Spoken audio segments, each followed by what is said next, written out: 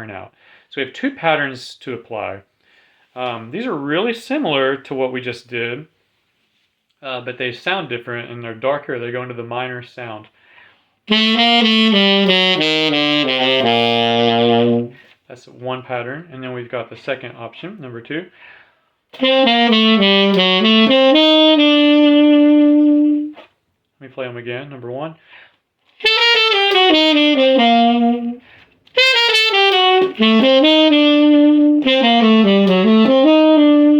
Pretty cool sound, right?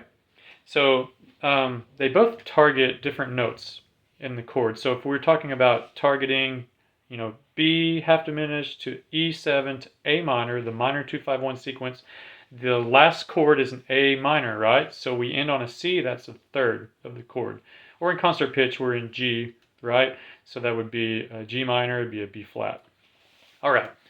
So then the second pattern targets the 5th again.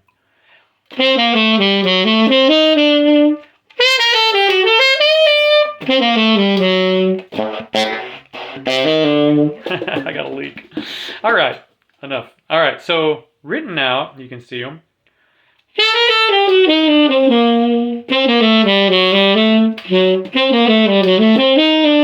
Or variation,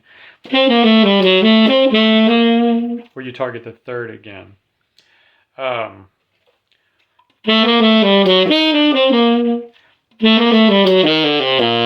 Like where you keep going down the scale. It's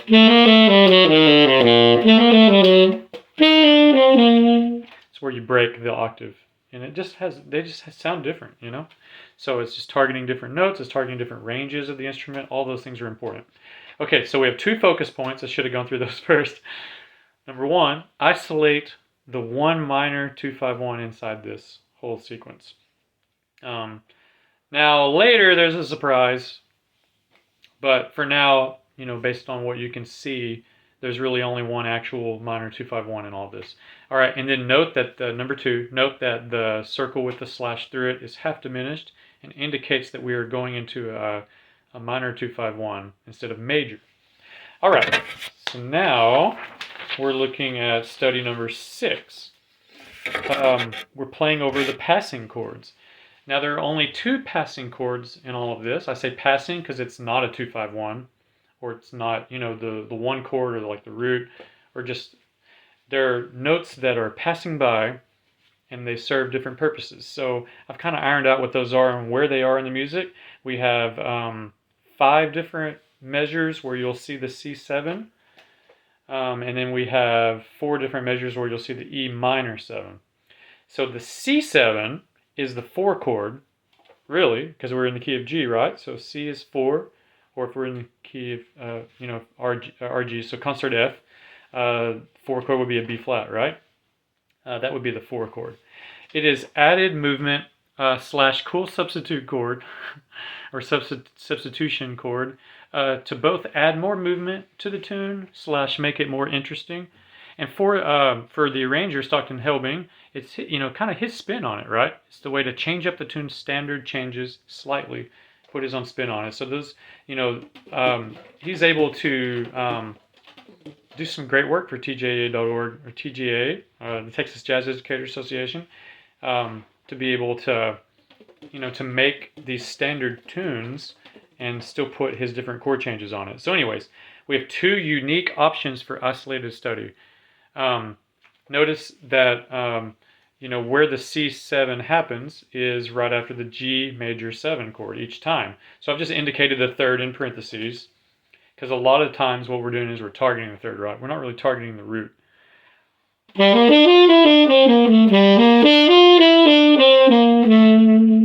So if I were to play this first unique option that I'll put here, it's not so unique. You'll see in a second. That's 1 3 2 1 1 3 2 1 in the key of C, and then we've got 1 3 5 3 is the second pattern. Okay. Let me go ahead and turn that off. It's just saying my battery's low on my speaker. Okay, so that's 2 different options there. And then we have. Okay, and then when we look over at this other passing chord, the E minor 7 chord, it's located in measure 10, 18, 33, and 37. Each time the E minor 7 is preceded by a B minor 7 chord. So technically, that's what I meant by surprise with the minor 251 earlier. Technically, this could be treated as a minor 251 spot because you do have B to E movement, or it could be unresolved. It doesn't go to. It could be a major 251, starting with minor. So it's B minor to E7 to A major, right? A triangle is indicated there. But anyways, but since it's not really doing that, and you could say it's unresolved. It's really more similar to the other example where it should be treated as a fourth away, like fourth away kind of spot. So it's passing. If treated as a cool movement, you can try the same pattern, the 1-3-2-1, in a different octave, and then so I put all quarter notes there. And then if you do 1-3-5-3, so if treated as a 251, treat it as unresolved, and change your standard vocabulary. Don't make it a B half diminished or whatever. Make it just regular B minor, so that way when you play the, like you're going up the notes of the scale, that would be half diminished, right? That'd be the diminished sound, totally different. It would have a regular fifth. So that's kind of my lingo there. And then I got another option. That's where you just arpeggiate and you keep going. B, starting with the B chord right before the E. B minor. And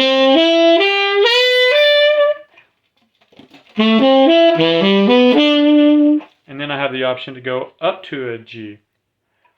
It's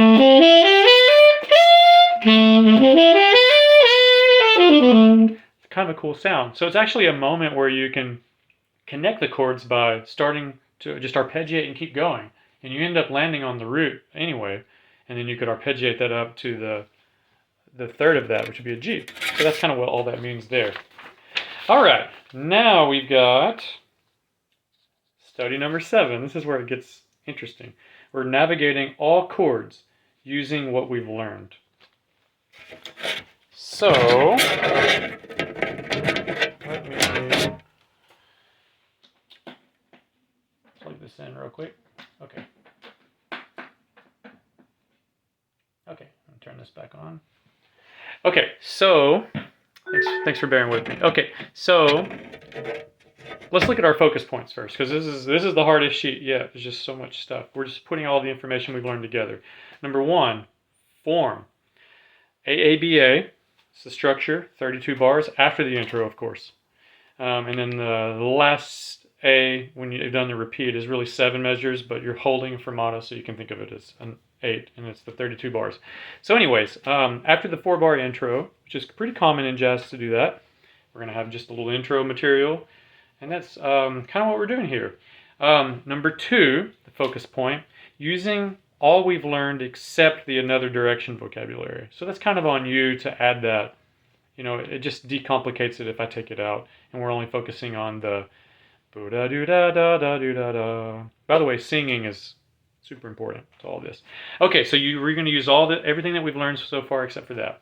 And then that includes all the stuff with the passing chords. That includes all the bridge chords.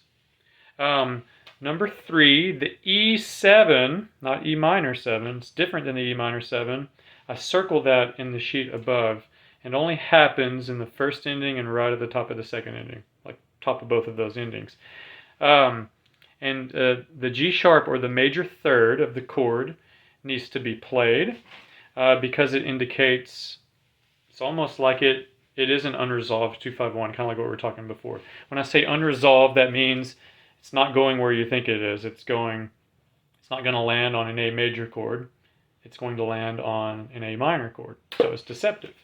So anyways, that's kind of what I mean there with my chicken scratch. That's a lot of chicken scratch. It's fun to put this together though. So now we're gonna connect we're gonna put it all together. So I'll play I'll play this. Okay. So intro to 1, 2, ready, go. 1, 2, 3, 2, 2, 3. Here's A2, ready, play.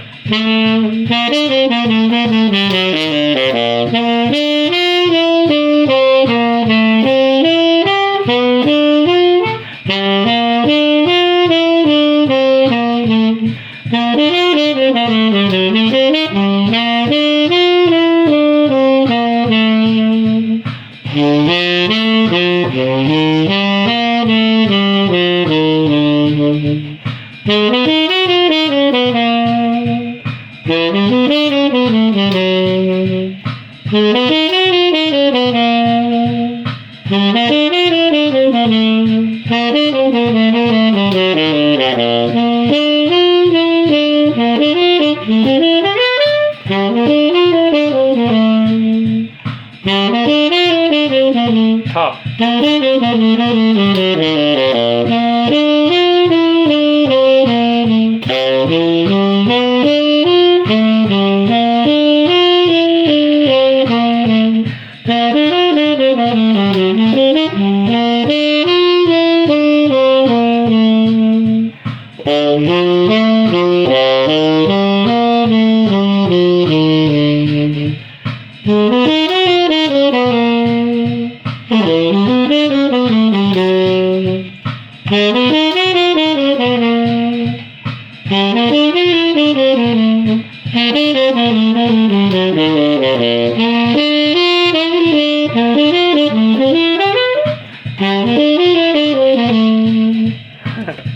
Kind of misread my own stuff there in the second ending. Yeah, so it's like it goes up the arpeggios of each one, starting on the 6th of the E7. But, oh yeah, and you want to change the G to G sharp. Interesting sound. I don't know, maybe I like the just a G natural there. Because you could argue it's getting, not to get too overly complicated, but it's like you're adding a flat, if I'm going to say it out loud, you know what I'm talking about. +9, right? So flat 9 versus +9. And over a 7 chord, a dominant chord like an E7, it can be implied to have both, flat 9, +9, etc. So anyways, just an interesting way to think about it. And that's like a bluesy sound, right? It's like a flat 3, it's a +9. Okay, now, see how we're doing. Okay, so we're on study number 8, and this is my favorite, and it's over 3 pages. But I'm gonna go over this as quick as I can. So go ahead and flip to the actual written out study on the 3rd page of this. It's the very last page of the packet here.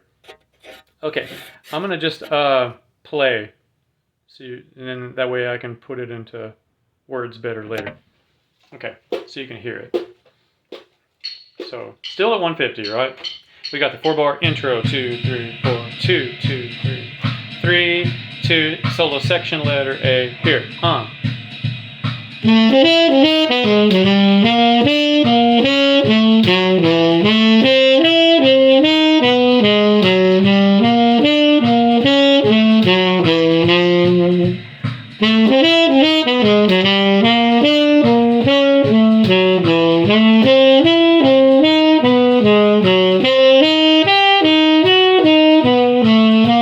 Bridge.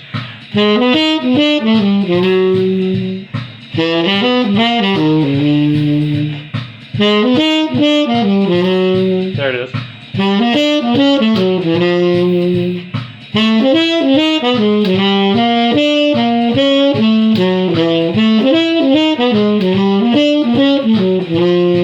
Back to the top. 3, 4.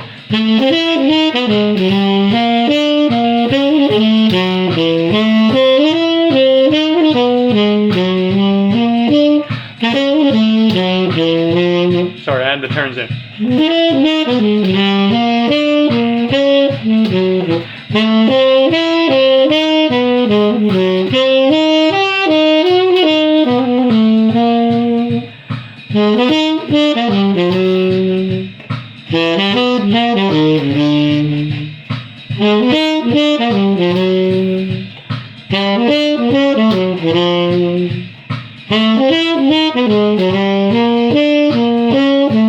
Second inning. And we hold. Okay, so that's what that sounds like. So now it's important to go back to the explaining of what all that is. So we're adding, for study number 8, we're adding Charlie Parker Ornithology vocabulary. Before I get too far into this, it's important to say that the bridge is kind of awkward to use it. It's happening kind of fast. It's kind of cool, but maybe there's some other cool, better sounds to use. It's a little better than. I mean, it's okay. It's different for sure. But using it over the fast-moving